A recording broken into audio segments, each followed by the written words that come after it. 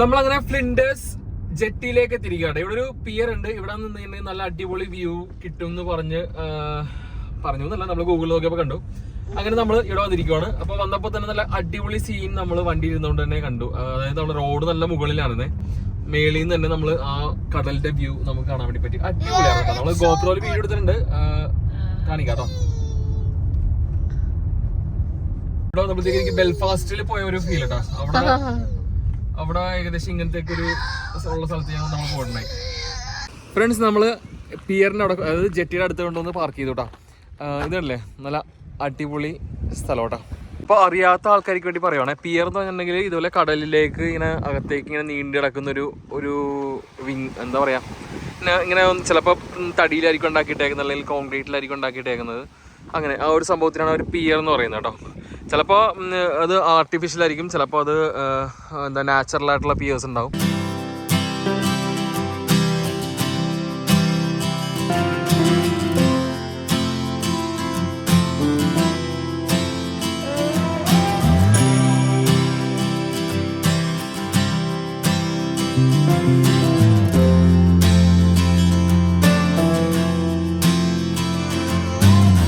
നമുക്ക് ശരിക്കും പറഞ്ഞിട്ടുണ്ടെങ്കിൽ ചൂണ്ട കൊണ്ടുവന്നിട്ടുണ്ടെങ്കിൽ ചൂണ്ട ഇടാനുള്ള ഓപ്ഷൻ ഇവിടെ ഉണ്ട് കേട്ടോ. നമ്മളങ്ങനെ പിയറിൻ്റെ മുകളിലൂടെ നടക്കുവാണേ. ആൾക്കാരവിടെ ചൂണ്ട ഇട്ടുകൊണ്ടിരിക്കുന്നുണ്ട്. നമുക്ക് നോക്കാം അവിടെ ആൾക്കാർക്ക് എന്തെങ്കിലും മീൻ കിട്ടിയിട്ടുണ്ടോ എന്നല്ല. അതുപോലെ തന്നെ ഇവിടെ അത്യാവശ്യം എന്താ പറയുക, മീൻ പിടിക്കാനുള്ള ബോട്ടുകൾ കിടക്കുന്നുണ്ട്. പിന്നെ ഓരോ ആൾക്കാർ കയാക്കിങ് ചെയ്യുന്നുണ്ട്, ഫാമിലി ആയിട്ട് വന്നിട്ട് അവർ എൻജോയ് ചെയ്യുന്നുണ്ട്. സംഭവം ഇന്നിപ്പോൾ ചെറിയ രീതിയിൽ ക്ലൗഡി, അത്ര ക്ലൗഡി അല്ല, നല്ലോണം വെട്ടമുണ്ട്. എന്നാൽ ക്ലൗഡി ആയതുകൊണ്ടുള്ളൊരു ഗുണം എന്ന് വെച്ചിട്ടുണ്ടെങ്കിൽ നമ്മൾ ടയേർഡാവുന്നില്ല കേട്ടോ. അല്ലെങ്കിൽ ഈ പറഞ്ഞ പോലെ ഈ സമ്മറിൽ നല്ല കട്ട വെയിലിൻ്റെ സമയത്താണ് നമ്മളിവിടെ വരുന്നതെങ്കിൽ ആകെ ടയേർഡായി നമ്മൾ അവശതയായി പോകട്ടോ.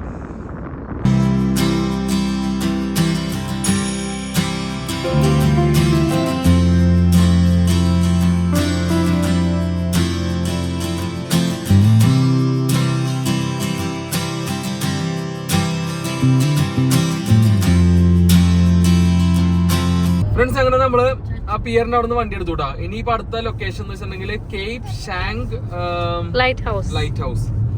അങ്ങോട്ടാണ് നമ്മൾ പോയിക്കൊണ്ടിരിക്കുന്നത്. അവിടെ അത്യാവശ്യം നല്ലൊരു ബ്യൂട്ടിഫുൾ ആയിട്ടുള്ള ഒരു സ്ഥലമാണ്. എന്തായാലും നമുക്ക് അവിടെ പോയി നോക്കാം, കാണിച്ചുതരാം. അതായത് ഞാൻ പറഞ്ഞോട്ടെ, ദൂരം എങ്ങനെയൊക്കെയാണെന്ന് പറഞ്ഞാൽ, ഇപ്പൊ നമ്മളെ വീട്ടിൽ ബെല്ലറാറ്റിൽ നിന്ന് നമ്മളുടെ ആദ്യത്തെ ലൊക്കേഷൻ ആയിട്ടുള്ള ഈഗിളിന്റെ റോപ്പ് വേ അങ്ങോട്ട് ശരിക്കും 2.25 മണിക്കൂർ അല്ലെങ്കിൽ 3 മണിക്കൂറിനടുത്താണ് നമുക്ക് എടുത്തത് സ്ഥലം, ടൈം ഡ്രൈവ്. അതിനുശേഷം അവിടെ നിന്ന് ഫ്ലിൻഡേഴ്സ് എന്ന് പറഞ്ഞ ചോക്ലേറ്റ് ഫാക്ടറി എന്ന് പറയാൻ വേണ്ടി പറ്റില്ല, ശരിക്കും മനസ്സിലായി, ചെറിയൊരു സ്ഥലമാണ്. എന്തായാലും കുഴപ്പമില്ല, അത്ര എനിക്ക് വലിയ റിവ്യൂ ഒന്നും പറയാനായിട്ടില്ല കേട്ടോ. എന്തായാലും നമ്മൾ അവിടെ വിസിറ്റ് ചെയ്തു. ടൗൺ കൊള്ളാം, നല്ലതാ. അപ്പൊ നമ്മൾ അവിടം വരെ എത്താൻ വേണ്ടിട്ട് ഒരു 20 മിനിറ്റ്സ് 18 മിനിറ്റ്സ് എന്തൊക്കെയായിരുന്നു. അവിടെ നിന്ന് ഒരു 2 മിനിറ്റ്സ് ഡ്രൈവ് ചെയ്തപ്പോഴാണ് നമുക്ക് ആ പിയർ, നമ്മളിപ്പോ കണ്ട ആ പിയറിലേക്ക് എത്തിയത്. ആ പിയറിൽ നിന്ന് അടുത്ത സ്ഥലമാണ് നമ്മളിപ്പോ ലൈറ്റ് ഹൗസിലേക്ക് പോകാൻ വേണ്ടി പോകുന്നത്. അവിടെ അങ്ങോട്ട് 18 മിനിറ്റ്സ് ആണ് ഡ്രൈവ്. അപ്പം എല്ലാം അടുത്തടുത്ത് തന്നെയാണ്. ഈ മോർണിംഗ്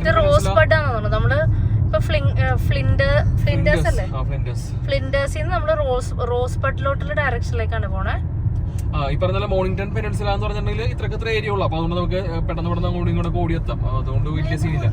ക്ലൈമറ്റിന്റെ ഇത് മാറിയതുണ്ടോ? ക്ലൈമറ്റ് മാറിപ്പോയേ, കുറച്ച് ക്ലൗഡി ആയി, പക്ഷെ ഐ എം സ്റ്റിൽ ഹാപ്പി. നമ്മൾ വന്നുകൊണ്ടിരിക്കുന്ന വഴി നല്ലൊരു അടിപൊളി സീനറി കേട്ടോ. അപ്പോൾ നോക്കാനടുത്ത് ഇഷ്ടംപോലെ വണ്ടികൾ ഇവിടെ നിർത്തിയിട്ടിരിക്കുന്നു. എന്നാൽ പിന്നെ എന്താണ് സെറ്റപ്പ് എന്ന് നമുക്ക് നോക്കാം എന്നുള്ള രീതിയിൽ വണ്ടി പാർക്ക് ചെയ്തു. എന്നിട്ട് നോക്കുമ്പോഴത്തേക്കാണ് ഇവിടെ ഒരു ക്രീക്ക് ഉണ്ട്. ആ ക്രീക്ക് നമുക്ക് പോയി നോക്കാം കേട്ടോ, എന്താണ് സെറ്റപ്പ്. ആൾക്കാർ കുളിച്ചിട്ടൊക്കെ എല്ലാം വരുന്നുണ്ട്. ഇവിടെ കയറിയപ്പോൾ തന്നെ വാക്കിംഗ് ട്രാക്ക് എന്ന് പറഞ്ഞുകൊണ്ട് കൊടുത്തിട്ടുണ്ട്, കണ്ടില്ലേ. പിന്നെ അതുപോലെ തന്നെ ആ ക്രീക്കിലേക്ക് 15 മിനിറ്റ് ആണ് നടക്കാനുള്ളതെന്ന് കേട്ടോ കാണിച്ചത്. അത് നമ്മളിപ്പം ലൈറ്റ് ഹൗസിലേക്ക് പോയിക്കൊണ്ടിരിക്കുന്ന വഴിയായിരുന്നേ. ഒരു 5 മിനിറ്റ് ഡ്രൈവ് ചെയ്തുള്ളൂ. അപ്പോൾ തന്നെയാണ് ഈ ഒരു സംഭവം കണ്ടത്. എന്തായാലും നമുക്ക് ഇഷ്ടംപോലെ സമയമുണ്ട്. നമുക്ക് പല പല കാര്യങ്ങൾ പ്ലാനിൽ ഉണ്ടെങ്കിലും നമുക്ക് അത്യാവശ്യം എല്ലാം കവർ ചെയ്യാൻ വേണ്ടി പറ്റും കേട്ടോ.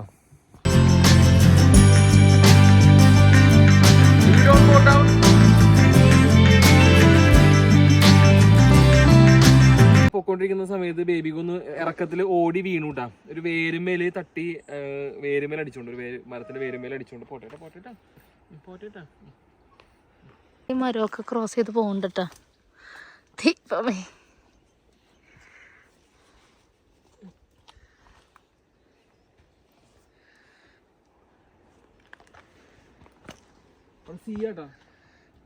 ഫ്രണ്ട്സ് ശരിക്കും പറഞ്ഞാണല്ലോ ഈ വഴി കണ്ടപ്പോൾ എനിക്ക് ശരിക്കും ഓർമ്മ വന്നു വെച്ചിട്ടുണ്ടെങ്കിൽ നീലാകാശം പച്ചക്കടൽ ചുവന്ന ഭൂമിയിൽ അവരൊരു ഫോറസ്റ്റ് ഗെയിം കളിക്കുന്നുണ്ട് കേട്ടോ. ആ സെയിം അതേപോലെയൊക്കെ തന്നെയുള്ള വഴിയേ. അറിയാം ഫോറസ്റ്റ് ഗെയിം. ഫ്രണ്ട്സ് എന്തായാലും നമ്മൾ ക്രീക്കിന്റെ ലക്ഷ്യമാക്കി നടന്നപ്പോൾ ക്രീക്കിലേക്കല്ല നമ്മൾ എത്തിയിരിക്കുന്നത്. നമ്മൾ എത്തിക്കൊണ്ടിരിക്കുന്നത് കടലാണ് നേരെ നോക്കുമ്പോൾ. അപ്പോൾ എനിക്കൊണ്ട് നമ്മളെന്തോ ഈ വഴിയല്ല വേറെ എന്താണ് വാക്കിംഗ് ട്രെയിനിലൂടെ നടക്കണമായിരുന്നു എന്ന് തോന്നുന്നുണ്ട്. അടിപൊളി സ്ഥലം കേട്ടോ, കിഡിലൻ സ്ഥലം. ആഹാ എന്താ പറയുക, നല്ല റൊമാൻറ്റിക് പ്ലേസ്. അറ്റത്തെത്തിക്കുമ്പോഴത്തേക്കും ഇവിടെ ചെറിയൊരു വഴിയായിട്ട് തിരിഞ്ഞു കേട്ടോ. ഇനി ക്ലിഫിൻ്റെ അൺസ്റ്റേബിൾ ക്ലിഫ് എന്ന് എഴുതിയിട്ടുണ്ട് കേട്ടോ. സ്ലിപ്പറി സർഫസ് എന്നൊക്കെ പറഞ്ഞുകൊണ്ട് ഒരു ബോർഡ് കൊടുത്തിട്ടുണ്ട്. വേറെ ആൾക്കാർ നമ്മുടെ പുറകിൽ വരുന്നുണ്ട് കേട്ടോ. സുഹൃത്തുക്കളെ, നിങ്ങൾ എൻ്റെ പുറകിൽ കാണുന്നുണ്ടോ? ഇത് സ്വർഗമാണെന്നറിയില്ല. ചിത്രം കേൾക്കണ്ട. അടിപൊളി സ്ഥലം ഫ്രണ്ട്സ്. ഇത് കണ്ടില്ലേ, കിഡിലെ അടിപൊളിയായിട്ട് നല്ല വ്യൂ. നമ്മൾ വിചാരിച്ചില്ല, നമ്മൾ ഈ പറഞ്ഞ പോലെ എന്തോ ക്രീക്ക് ഉണ്ടെന്ന് പറഞ്ഞ് കേട്ടു. നമ്മൾ അധികം മുന്നോട്ട് പോകാൻ വേണ്ടി പ്ലാനില്ല. എനിക്കാണ് ഇനി അവിടെ എവിടെയെങ്കിലും ക്രീക്ക് ഉണ്ടോ എന്ന് അറിയില്ല.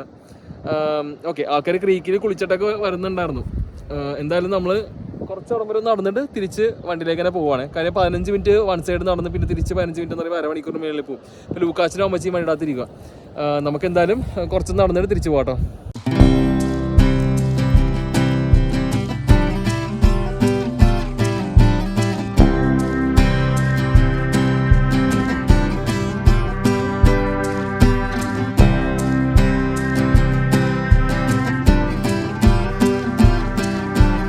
നമ്മൾ മുന്നോട്ട് വീണ്ടും പോകാൻ വേണ്ടി പോയതാണ്. ട്രീസൊക്കെ ക്രോസ് ചെയ്ത് അങ്ങോട്ട് അറ്റത്തേക്ക് പോയായിരുന്നു.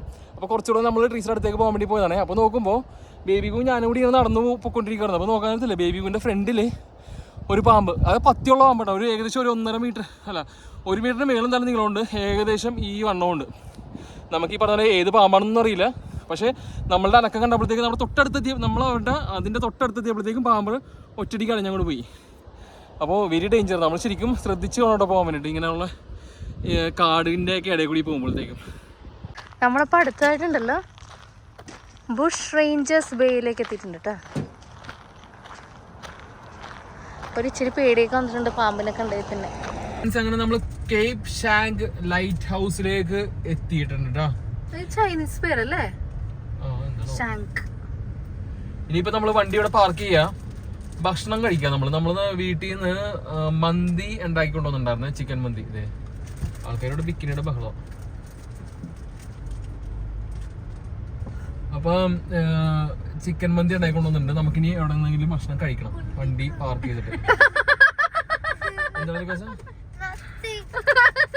You are telling something funny. 2, 3 start. Today we saw a snake and we are here to the lighthouse. Yes, and what are we going to do? We are going to eat. What?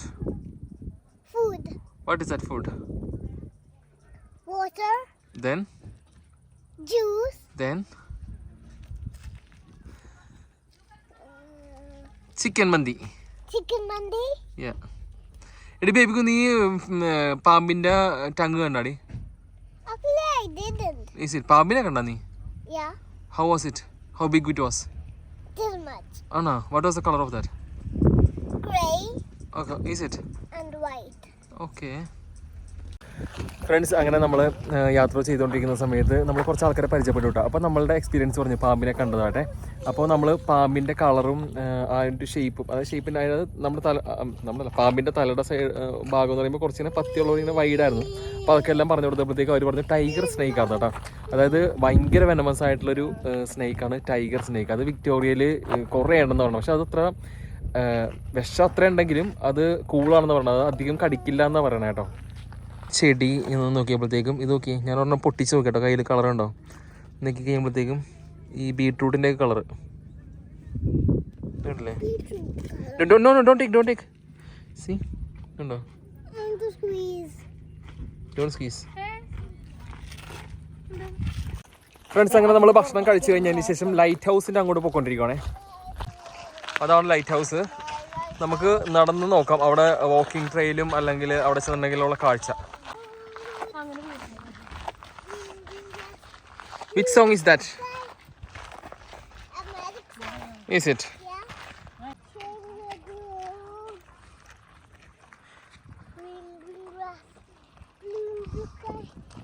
നമ്മൾ വന്നപ്പോഴത്തേക്കും ഭക്ഷണമെല്ലാം കഴിച്ച് ഇവിടെ എത്തിയപ്പോഴത്തേക്കും 5 മണിയായി. അപ്പോൾ അതുകൊണ്ട് light house close ചെയ്തു. നമുക്ക് അതിനകത്ത് കയറാൻ വേണ്ടി ടിക്കറ്റ് ഉണ്ട് കേട്ടോ. എന്തായാലും നമ്മളിവിടെ എത്തിയപ്പോഴത്തേക്കും അത് ക്ലോസ് ആയിട്ടുണ്ട്. അപ്പോൾ നമുക്ക് ലൈറ്റ് ഹൗസിൻ്റെ മുകളിലേക്ക് കയറാനുള്ളൊരു വകുപ്പില്ല. ഇനിയിപ്പോൾ എന്താണെങ്കിലും നമുക്ക് ഇവിടെ നിന്ന് ഒരു ലുക്ക് ഔട്ട് ഉണ്ട് 30 meters ലൈറ്റ് ഹൗസിൻ്റെ തൊട്ടരികിൽ തന്നെ. അവിടെ നിന്നൊരു ലുക്ക് ഔട്ട് ഉണ്ട്. നമുക്ക് ആ ലുക്ക് ഔട്ടിൽ നിന്ന് നമുക്ക് നോക്കാം കാഴ്ച. ഫ്രണ്ട്സ്, ഇതാട്ടോ ലുക്ക് ഔട്ട്.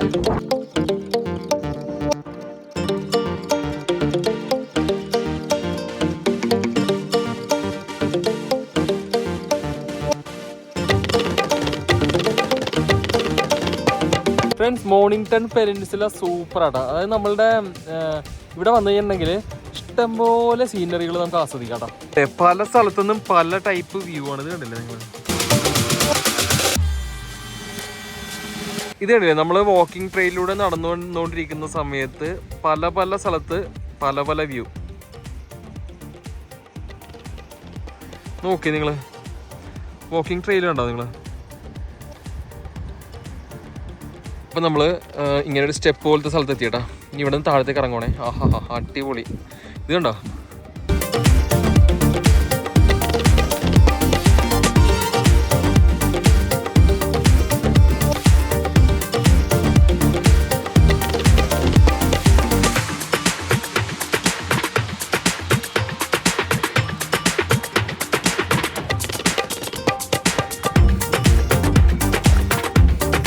അങ്ങനെ നമ്മൾ പെബിൾ ബീച്ചിലേക്ക് തിരിക്കട്ടെ. ഇതുണ്ടോ ഓരോരോ കല്ലിൻ്റെ ഷേപ്പ് നോക്കി, നല്ല ഉരുണ്ട കല്ലുകൾ കേട്ടോ. ഇത് നമ്മളിവിടെ എന്താണ് ഒരു സ്റ്റോൺ വെച്ച് ടവർ ഉണ്ടാക്കിക്കൊണ്ടിരിക്കുന്നുണ്ട്. ഒന്നല്ല, കുറേ സ്റ്റോൺ വെച്ചിട്ട്. എന്നിട്ട് ഇതിന് മുന്നേ സ്റ്റോൺ വെച്ച് ടവർ ഉണ്ടാക്കിയിട്ടുണ്ട്. കണ്ടില്ലേ?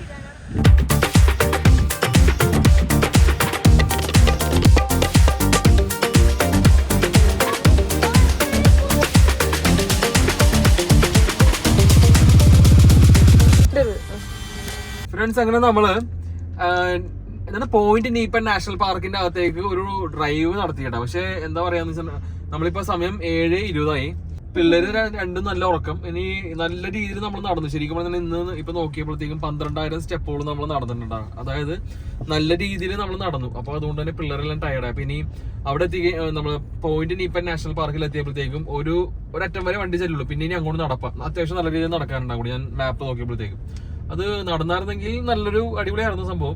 പക്ഷെ ഏകദേശം ഞങ്ങളിപ്പോ കവർ ചെയ്ത ഏകദേശം അതുപോലെയൊക്കെ തന്നെയാണെന്ന് തോന്നുന്നുണ്ട്. ഞങ്ങൾ ഫോട്ടോയിൽ നോക്കട്ടെ. അപ്പൊ എന്തായാലും നമുക്കിപ്പോ അങ്ങനെ നടക്കാനുള്ളൊരു സെറ്റപ്പ് ഇല്ല. അപ്പൊ അതുകൊണ്ട് ഞങ്ങളിനി ഇവിടുന്ന് അക്കോമഡേഷനിലേക്ക് പോകാമെന്ന് വിചാരിച്ചോട്ടോ. അപ്പൊ നമ്മൾ നാളത്തെ ദിവസം സ്പെൻഡ് ചെയ്യുന്നത് ഫിലിപ്പ് ഐലൻഡിലാണല്ലോ.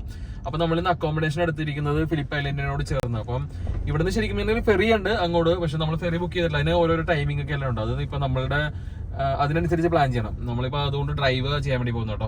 അപ്പോൾ ഇവിടെ നിന്ന് 1.25 മണിക്കൂറാണ് ഇപ്പൊ നമ്മളുടെ അക്കോമഡേഷനിലേക്ക്, അതായത് നമ്മളുടെ ഫിലിപ്പ് ഐലൻഡിന്റെ അങ്ങോട്ട്. അപ്പൊ നമ്മൾ ഫിലിപ്പ് ഐലൻഡിന്റെ അകത്തേക്ക് ഇറണ്ട, അതിന് പുറത്ത് തന്നെയാണ് നമ്മളുടെ അക്കോമഡേഷൻ. ഒരു ബഡ്ജറ്റ് അക്കോമഡേഷൻ ആണ് നമ്മൾ ബുക്ക് ചെയ്തത്. എന്തായാലും നമ്മൾ അങ്ങോട്ട് പോവാണ് ഇനി. അപ്പോൾ 9 മണിയാകുമ്പോൾ നമ്മൾ അവിടെ എത്തും. അതായത് ഏകദേശം ഇരുട്ടുമ്പോൾ നമ്മൾ നമ്മളുടെ അക്കോമഡേഷനിലേക്ക് എത്തും. ഏകദേശം 7:30 മണിയാ. നല്ല വെയിലുണ്ട് കേട്ടോ. 7:20 നല്ല വെയിലുണ്ട്. ഈ പറഞ്ഞ സമ്മർ ആണല്ലോ, സ്വാഭാവികമായിട്ടും 9 മണിയാകുമ്പോൾ 9 മണി വരെ നമുക്ക് വെളിച്ചം പ്രതീക്ഷിക്കാമല്ലോ. അപ്പൊ പിന്നെ ഇന്നത്തെ വെതർ സൂപ്പർ ആയതുകൊണ്ട് എന്ന് വെച്ചാൽ അധികം ചൂടുണ്ടായിരുന്നില്ല. ഏകദേശം ഒരു 20 ഡിഗ്രി 18 ഡിഗ്രി അങ്ങനെയൊക്കെ ആയിരുന്നു. അന്ന് ചെറിയ രീതിയിൽ ക്ലൗഡിയും ആയിരുന്നു. മഴ ഒട്ടും ഉണ്ടായിരുന്നില്ല. എന്നാ വെയിലുണ്ട്, ചില സമയത്ത് വെയിലും ഉണ്ടായിരുന്നു. മിക്കവാറും വെയിലുണ്ടായിരുന്നു, എങ്കിലും എന്നാ കഠിനമായിട്ടുള്ള വെയിലായിരുന്നില്ല. അതുകൊണ്ട് സൂപ്പർ ആയിരുന്നു. നല്ല രീതിയിൽ എൻജോയ് ചെയ്യാൻ വേണ്ടി പറ്റിയിട്ടാ ശരിക്കും. അത് ഈ പറഞ്ഞ പോലെ എനിക്ക് കൂടുതൽ പച്ചപ്പ് വേണം. പച്ചപ്പുള്ളതാണ് എനിക്ക് ഏറ്റവും കൂടുതൽ ഇഷ്ടം. പച്ചപ്പ്, അതുപോലെ തന്നെ കുറെ മലനിരകള്, കുറെ വെള്ളം, കടല്, അതൊക്കെയാണ് എനിക്ക് കൂടുതൽ രീതിയിൽ എൻജോയ് ചെയ്യാൻ വേണ്ടി പറ്റുന്നത്. അതായത് നമ്മുടെ അയർലാൻഡും UK യിലൊക്കെ നമ്മൾ കൺട്രി റോഡ്സിന്റെ അതുപോലെ തന്നെ കടലിന്റെ സൈഡിലേക്കുള്ള റോഡൊക്കെ എല്ലാം ഉണ്ടല്ലോ, അതേപോലത്തെ ഒരു ഫീലായിരുന്നു എനിക്ക് ഇന്ന് ഇവിടെ കിട്ടിയത് കേട്ടോ. പിന്നെ ഗോൾഡ് കോസ്റ്റിൽ പോയിട്ടുള്ള ആൾക്കാർക്ക് ശരിക്കും പറഞ്ഞെങ്കിൽ ഈ ഒരു സ്ഥലം അതുമായിട്ട് നമുക്ക് കമ്പയർ വെച്ചിട്ടുണ്ടെങ്കിൽ ഏകദേശം സാദൃശ്യമുണ്ട് കേട്ടോ. അതായത് ഫുള്ള് കയറ്റം ഇറക്കും, കുന്നും മലകളൊക്കെ ആയിട്ട്. പിന്നെ അതുപോലെ തന്നെ ഒരു സൈഡില് എന്താ പറയാ വെള്ളം. ഇത് കണ്ടോ, ഇത് നോക്കി, എന്താ കാണിച്ചു കൊടുത്തേ, ഹമ്പ്. അവിടെ നിന്ന് ഇങ്ങോട്ട് കയറാൻ വേണ്ടി പറ്റില്ല. അങ്ങോട്ട് അവിടെ നിന്ന് ഇങ്ങോട്ട് കയറിയിട്ടുണ്ടെങ്കിൽ ടയർ പഞ്ചറാവും. പക്ഷെ ഇവിടെ നിന്ന് അങ്ങോട്ട് കയറിയിട്ടുണ്ടെങ്കിൽ കുഴപ്പമില്ല. പതുക്കെ കയറി പോവാം. അതുകൊള്ളല്ലേ, നല്ല ഭംഗിയുണ്ട്. ഫ്രണ്ട്സ്, അങ്ങനെ നമ്മള് യാത്ര മതി, അതായത് നമ്മളുടെ അക്കോമഡേഷനിലേക്കുള്ള യാത്രയുടെ ഇടയ്ക്ക് നല്ല കിടിലൻ സ്ഥലം കേട്ടോ, അടിപൊളി സ്ഥലം. അതെ, അതായത് നല്ല നല്ല ബീച്ച്, കുറേ ബോട്ടുകള്, നല്ല സൂപ്പർ സ്ഥലം കേട്ടോ. അപ്പൊ അവിടെ നിന്ന് ഒന്ന് വീഡിയോ എടുത്തിട്ട് പോകാന്ന് വിചാരിച്ചിട്ട് അങ്ങനെ വണ്ടി പാർക്ക് ചെയ്തു. അങ്ങോട്ട് ഇറങ്ങിയേക്കോ. കണ്ടോ ഇത് കേട്ടോ നിങ്ങള്, അവിടെ മലനിരകള് സൂപ്പറാണ് കേട്ടോ, ഇഷ്ടം പോലെ ബോട്ടുകള്.